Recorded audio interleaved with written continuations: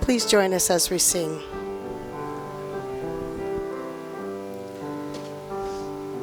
Far away the noise of strife upon the ear is falling. Then I know the sins of earth be set on every hand. Doubt and fear and things of earth in vain to me are calling. None of these shall move me from Beulah land. I'm living on a mountain underneath the cloudless sky. I'm drinking in the fountain that never shall run dry.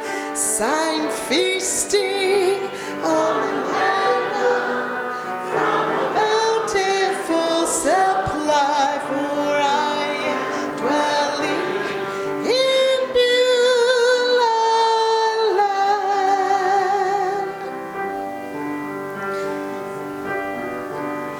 Far below the storm of doubt upon the world is beating. Sons of man in battle, and they withstand. Safe am I within the castle of God's word is reading. Nothing then can reach me in Beulah land. I'm living on the mountain underneath the cloudless sky. I'm drinking at the fountain that never shall run dry. I'm feasting on the manna from a bountiful supply, for I am dwelling in Beulah land. Okay. I'm living on the mountain underneath the cloudless sky. I'm drinking at the fountain that never shall run dry. Oh yes, I'm feasting on the manna from a bountiful supply, for I am dwelling in Beulah land.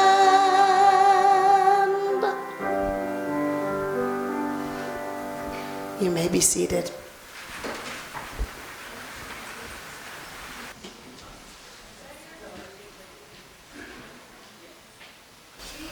Just a few years ago, we were going to a church, and I remember Christy playing one-fingered, leading us in the tune. The first time I've heard her play since then, I think, so very good. Linda was born on October 3rd, 1942, in Seattle, Washington, to Fred and Clara Wilson Lightburn. She graduated from Weatherwax High School in 1960 and took a secretarial course at Grays Harbor Community College. She began her working career as a secretary at a paper mill on Grays Harbor. Eventually, she moved to Prosser, Washington, and worked for Sensney, Davis, and Sonderman as a legal secretary in their law firm. She passed away April 13th, 2025, at her residence in St. John, Washington. She met the love of her life, Denny O'Keefe, in 1958 at a 4-H camp held in Pullman, Washington that year. He was a little slow,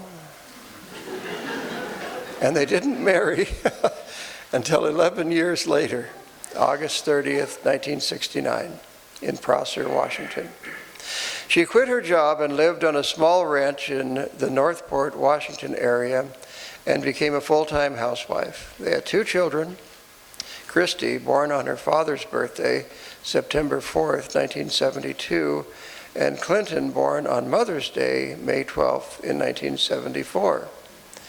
She committed her life to Jesus prior to her marriage and continued to grow in her faith, becoming a dedicated servant of Jesus Christ. She kept her faith until the very end and died peacefully in the presence of her husband and daughter, entering into the presence of Jesus, going to her eternal home. She is survived by her husband Denny at the home, her daughter Christy Erickson, her husband Kai, her son Clinton, and her grandchildren Clara and Colton O'Keefe, her sister Eileen, husband Carl, in Montesano, Washington, her sister Gloria in Aberdeen, Washington, and numerous nieces and nephews. Also, there were many children, the age of her children, our own included, who thought of her as mom. She was a very dedicated wife and mom. Everyone she met loved her, and she will certainly be missed by all. The family would like to thank all the folks who prayed, gave their time, encouraged, and helped us through these past several years on her journey with Alzheimer's. May God bless you all as you have blessed us even more. And there's a little spot here where it said I should make a comment, which there'll be several that comment. I just wanted to say that, as you all know, Linda was one of the kindest and sweetest, soft-spoken, right, Denny? And gentlest souls that either my wife or I had ever met. So, miss her very much.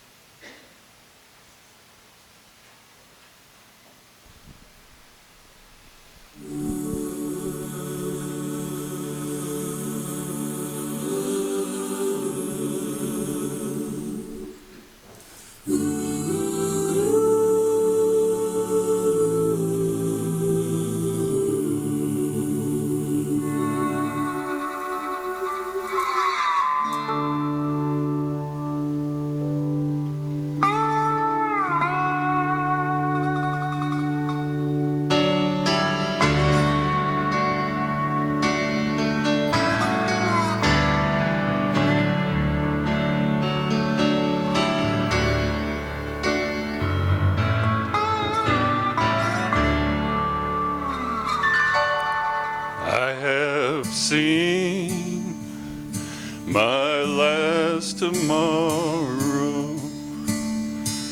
I am holding my last breath.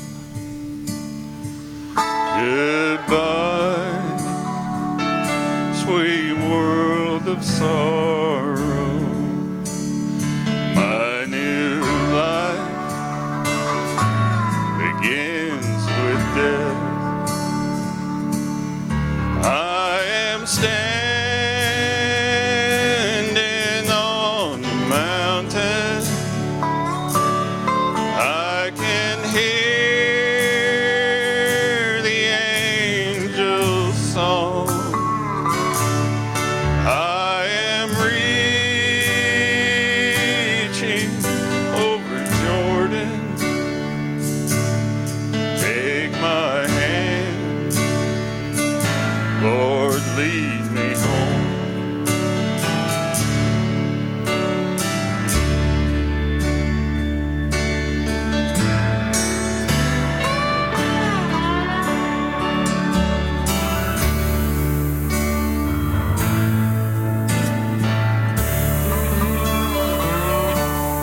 All my burdens are behind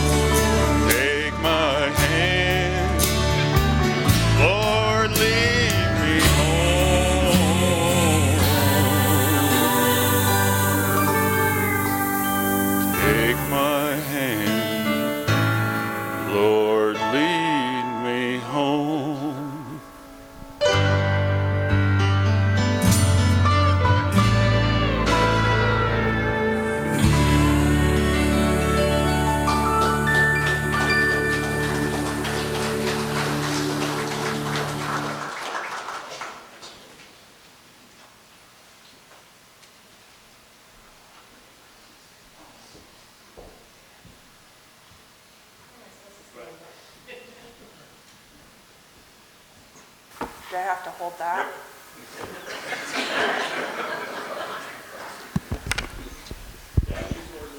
All right, I have a long speech for you. It's called The Love of a Mom. I just wanted to let you know that my mom was a pretty amazing mom. She was super smart, caring, comforting, kind, loyal, and very frequently right, and persistent. She loved her family, nature, the ocean, and animals, and wanted everyone to be saved by Jesus before they died. Mom felt her role was to be a dedicated wife and raise her children in a godly manner. Mom, the wife. Mom tried hard to be a biblical wife. She believed Dad was the head of the house, and his word was usually final. Clint and I always knew that if Mom said no to something, Dad would too.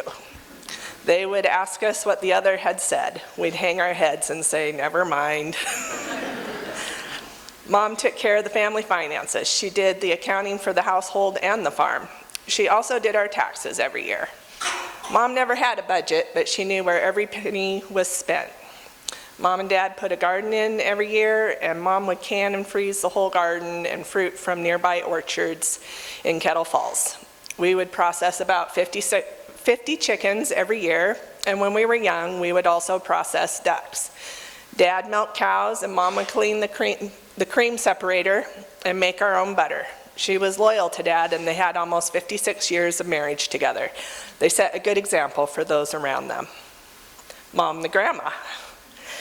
Mom adored her grandchildren. We were all so excited when Clint and Christy announced that they were having a little one, and then excited again when they announced another child 6 years later. Clara and Colton were such cute little kids.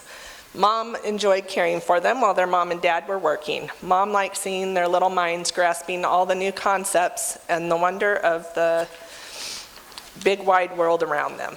She had so much fun reciting the funny little things they would say. Mom, the Christian. Mom was determined to do the right thing. She was a stickler for rules. She followed them and expected us to also. She was also adamant that we all do what was ethically and morally right. She had very strong convictions about right and wrong. Her and Dad made sure we were raised to know God. Mom didn't want anyone to go to hell when they died. She wanted them to all be saved by Jesus. She even worried about her enemies. Mom, the adopter. Mom adopted just about every kid Clint and I made friends with. Mom was a bit of a worrier, so she preferred all the kids were at her house where she could keep an eye on us like a little mother hen. There are a few of those kids in the audience today. She enjoyed having extra children who called her mom and felt at home in her house. Mom, the friend. Mom was a very loyal and kind friend. She did her best not to cause offense, but if she did, she apologized as soon as she could. Not saying that Mom couldn't give her opinion, she could, but she usually tried to give her opinion in a gentle and tactful way. Mom had some wonderful friends, some who are in the audience today, and that have been her friends for 50 years or more. Thank you for your friendship to my mom. She was blessed by you more than you know. After I became an adult, Mom and I enjoyed many hours of visiting. I know her and Clint had many great conversations also. They had a lot in common as they were both very curious and wanted to know all they could. She and Dad went on quite a few excursions together out in nature. Mom would sit by a river or lake and read, while Dad hiked mountains. I know they looked forward to those times together. Mom loved the outdoors. When Mom was a child, she enjoyed spending time with her dad hunting in the woods. Even as an adult, she would rather be outside than inside. She enjoyed working in her flower beds and looked forward every spring to the first flowers and the budding trees. She loved seeing the new life spring up and also all the cute little animals being born. Mom also enjoyed fall, especially if there were beautiful leaves to be found. She frequently brought them inside so she could enjoy them longer. Mom's favorite things. Some of Mom's favorite things were flowers, baby animals, a sweet cat, a gentle dog, a good book, playing cards and board games, crossword puzzles, spring, fall leaves, a good song, and watching old movies. She also loved the ocean. One of her favorite places was Claylock in Grays Harbor County. Mom, the teacher. As we were growing up, Mom was constantly correcting our grammar, as well as Dad's. If we complained, she would say, "You never know when you have to speak in the presence of royalty." We roll our eyes and correct our grammar. She homeschooled us for a couple years in middle school. She decided she could do a better job than the schools were. She dug out old school books that my dad had used in school and sourced out other books that she felt were up to her standards. She especially focused on history and English, although we were taught science and math as well. She had found an English book that taught how to diagram sentences. Ugh. After we went back to school, she would act as an aide and help out kids who were struggling. She loved helping kids figure out concepts they had missed earlier in school. One thing Mom did for Clint and I was give us freedom of learning to cook without a bunch of rules to follow. If we wanted to experiment and make something in the kitchen, we were allowed to do that. We did have to eat it. Sometimes when we were younger, we would make Mom and Dad breakfast in bed. I remember one time we decided to make a huge batch of pancakes so we could eat them all week too. Well, I read the recipe wrong and thought it asked for baking soda instead of baking powder. They were awful. But Mom and Dad gamely ate the first plateful. I've always felt that her laid-back demeanor in the kitchen allowed Clint and I to feel comfortable trying new things and not being afraid to fail. Mom, the windmill.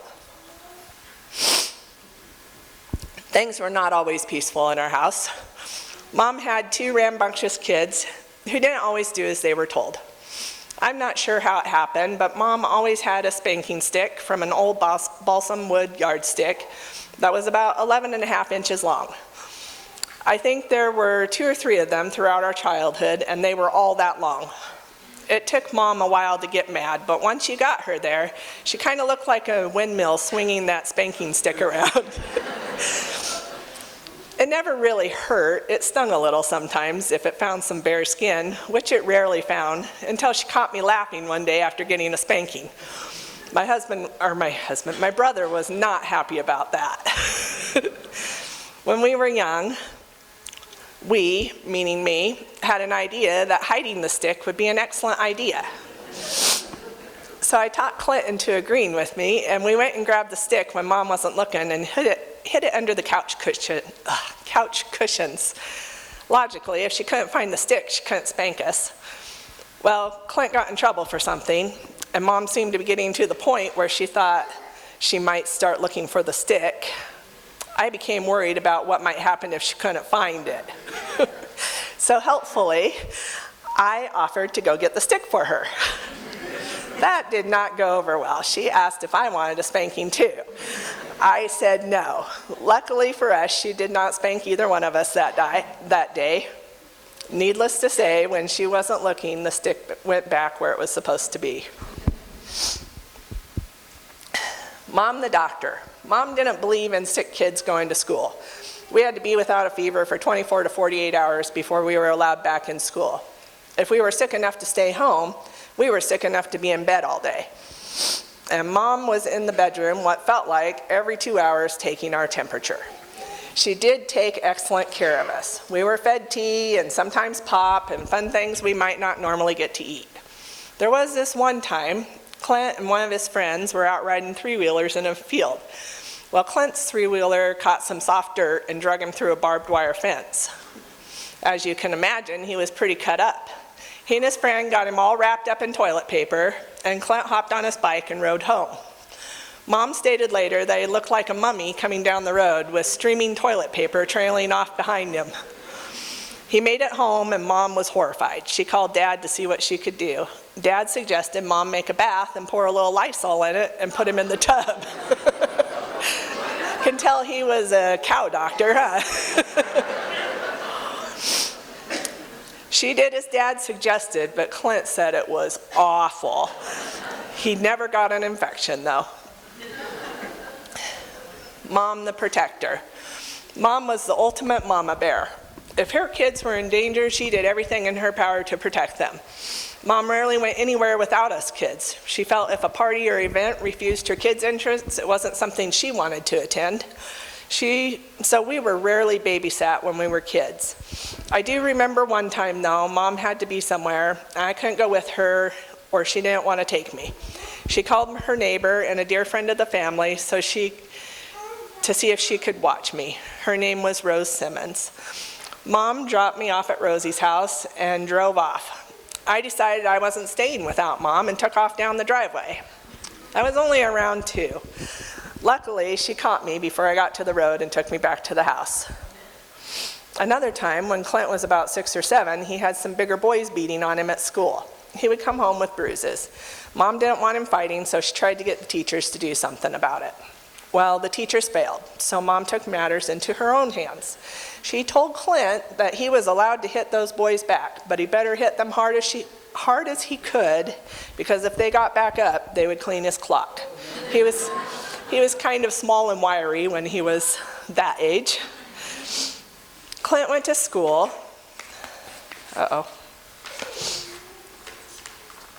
And did as she said. That solved the issue, and one of the boys even became a good friend after that. Mom told him if he got in trouble with the teacher, she would back him up, and luckily he didn't get in trouble as far as I know, but she would have. She believed in justice, and she had our backs if we were in the right. Mom's humor. Mom had a very dry sense of humor. She stated she got it from her dad. The rest of us would joke around all the time, but when Mom would try, she'd get super frustrated. We always took her seriously because she rarely cracked a joke. She never wanted to hurt anyone's feelings. She'd say, "How come you guys can joke around and I'm never allowed to?" And we'd say, "You are, Mom. We just think you are serious and don't know when you're joking." Well, Mom loved Patrick McManus books. She had a copy of one called A Fine and Pleasant Misery. And Patrick McManus writes funny stories about outdoor life and camping, and this book in particular is from a kid's perspective.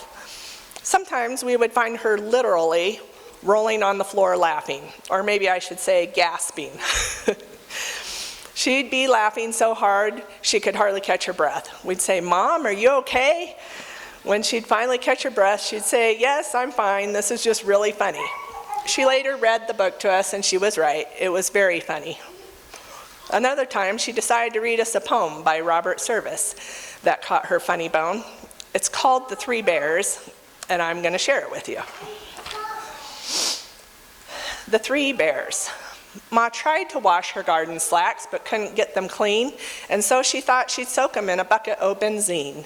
It worked all right. She wrung them out, then wondered what she'd do with all that bucket load of high explosive residue. She knew that it was dangerous to scatter it about, for Grandpa liked to throw his lighted matches on the ground. Somehow she didn't dare to pour it down the kitchen sink, and what the heck to do with it, poor Ma just couldn't think. Then nature seemed to give the clue, as down the garden lot, she spied the edifice that graced a solitary spot, their palace of necessity, the family joy and pride, enshrined in morning glory vine with graded seats inside. Just like that cabin Goldilocks found occupied by 3, but in this case, B-E-A-R was spelt B-A-R-E. A tiny seat for Baby Bear, a medium for Ma, a full-size section sacred to the bear of Grandpapa. Well, Ma was mighty glad to get that worry off her mind, and heaping up the bucket, so combustibly inclined, she hurried down the garden to that refuge so discreet, and dumped the liquid menace safely through the center seat. Next morning, old Grandpa rose, he made a hearty meal, and sniffed the air and said, "By gosh, how full of beans I feel. Darned if I ain't as fresh as paint, my joy will be complete with just a quiet session on the usual morning seat." To smoke me pipe and meditate and maybe write a poem, for that's the time when bits o' rhyme get jiggin' in me dome. He sat down on that special seat, slick shiny by his age, and looking like Walt Whitman, just a silver-whiskered sage, he filled his corncob to the brim and tapped it snugly down, and chuckled, "Of a perfect day, I reckon this the crown." He lit the weed, it soothed his need, it was so soft and sweet, and then he dropped the lighted match clean through the middle seat. His little grandchild, Rosaline, cried from the kitchen door, "Oh, Ma, come quick, there's something wrong. I hear a dreadful roar. Oh, Ma, I see a sheet of flame, it's rising higher and higher. Oh, Mummy dear, I sadly fear our comfy cot's caught fire." Poor Ma was thrilled with horror at them words o' Rosaline. She thought of Grandpa's matches and that bucket of benzine, so down the garden path on high she ran with all her power, for regular was Grandpa and she knew it was his hour. Then grasping, gasping Rosaline, she peered into the fire, a roaring, soaring furnace now, perchance old Grandpa's pyre. But as them twain expressed their pain, they heard a hearty cheer. Behold the old rapscallion squatting in the duck pond near. His silver whiskers singed away, a gosh almighty wreck, with half a yard of toilet seat entwined around his neck. He cried, "Say folks, oh did ye hear the big blowout I made? It scared me stiff, I hope you uns was not too much afraid. But now I best be crawling out of this dog-gasted wet, for what I aim to figure out is what the heck I et." Mom the entertainer. When we finally got a TV, Mom was very particular about what we watched. Every once in a while, we would have family movie night. Mom almost always picked the movie, and it was almost always a musical that she had seen at some point in her young adult life before marriage. One night, she chose the unsinkable Molly Brown. As we watched it, she kept saying, "Good grief, I don't remember that being in there." Needless to say, there are a couple bar scenes with Molly being a dance hall girl. She's dancing on the bar, singing "Belly Up to the Bar, Boys." Well, that song is the only thing that my brother and I took away from that movie. We sang that song for years on family trips, much to Mom's chagrin. Stubborn Mom. Mom was good at calling us stubborn, and to be fair, we were. But many years later, Mom and I were driving down the road, and I was thinking about our stubbornness, and it dawned on me that Mom was stubborn too. So I told her, "Mom, I know you don't think you are stubborn, but you may be the most stubborn since you have to put up with us all these years and are still here with us." She said, "I'm not stubborn, I'm persistent." I could tell countless stories about Mom, and I wish I had slowed down and spent more time with her before she acquired Alzheimer's. She had so much knowledge to share that I missed out on. The last one is love. Mom is love. One of my favorite memories, and some of the times when I felt the most loved, was if I stubbed my toe or scratched my knee, and she would let me crawl up in her lap in the rocking chair, lay my head on her shoulder. She would rock me and hum Brahms' lullaby. That was her go-to soothing song if Clint and I needed comforting. Mom was a beautiful soul, and we are so glad we will see her again one day when we get to heaven. We love you, Mom.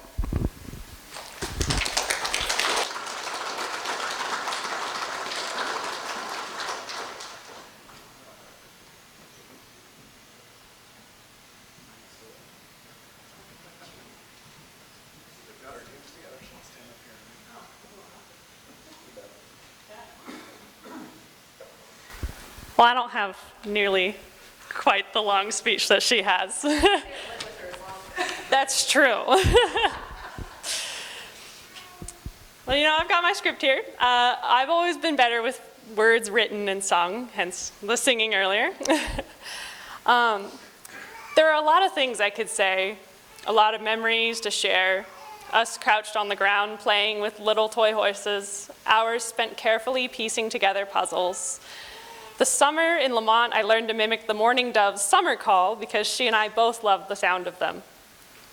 Those are important, those are precious, but they are not mine alone. Most of you here have memories of time spent with her, of life lived, the ups, the downs. I look around this room, and I can't even imagine the ways that she has touched your lives. You carry pieces of her in your hearts, in your minds. And that is something I want to remember forever. Even when I've forgotten everything else, I want to remember the way she loved and was loved in return. Thank you.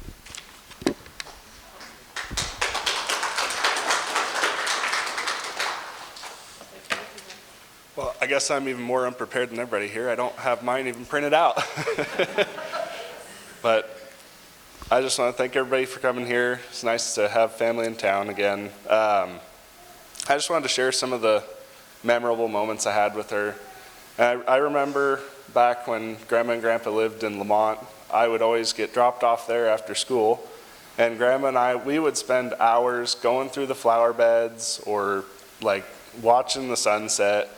And I remember I just loved picking every flower I could find for her because I knew she loved them, as we can see by the beautiful arrangement here.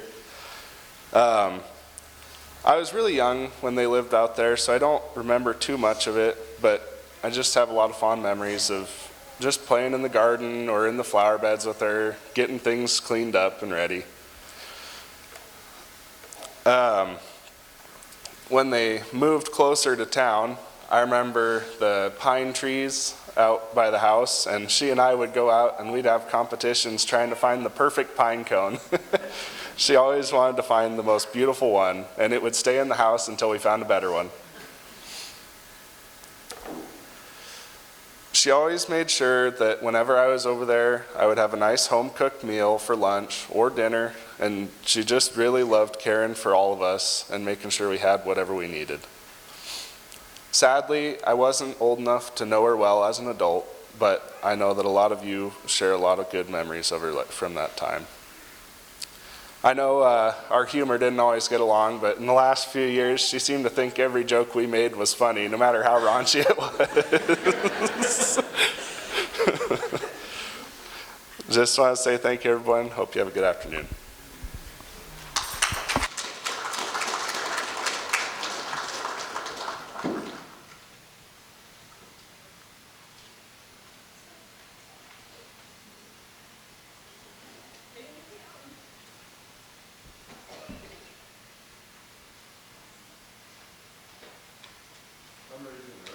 I have something in my eye. That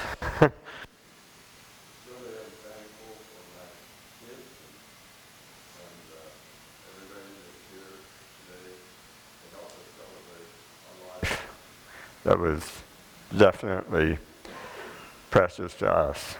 And so I just want to thank you this afternoon to honor, that you honor the love of my life the past 56 Your presence and your thoughts and your prayers have meant over the time that Linda has been fighting this disease with Alzheimer's. And I believe that it's, whoops, I can't read. It's really sad to watch her deteriorate from a vibrant woman to somebody who can't even turn over in bed or feed herself.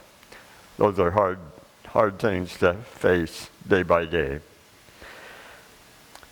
We could not have successfully traveled this road but for God's strength and encouragement and for your tender care and your prayers to God for our family. Each one of you has truly been a huge part of our journey, either the early part or the now part. But each one of you here has truly been a wonderful part of the journey that we had together as a family and with all of you. Thank you from the bottom of our hearts. There were a few things that Christy didn't